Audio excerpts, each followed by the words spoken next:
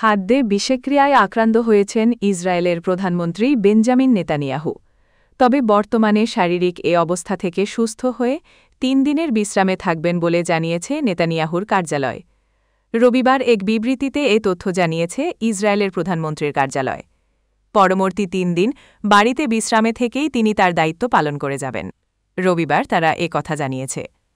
৭৫ বছর বয়সী নেতানিয়াহু আগের রাতে অসুস্থ হয়ে পড়েন এবং তার পায়শূন্যতা এবং অন্ত্রে প্রদাহ ধরা পড়ে। তিনি এখন রক্তনালীর মাধ্যমে তরল পদার্থ নিচ্ছেন। বিবৃতিতে এরূপই জানা হয়েছে বলে জানিয়েছে বার্তা সংস্থা রয়টার্স।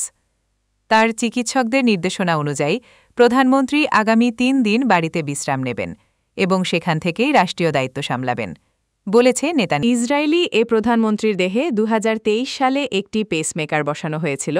মূলনালীতে সংক্রমণ ধরা পড়ার পর গত ডিসেম্বরে তার প্রোস্টেটও অপসারণ করা হয়।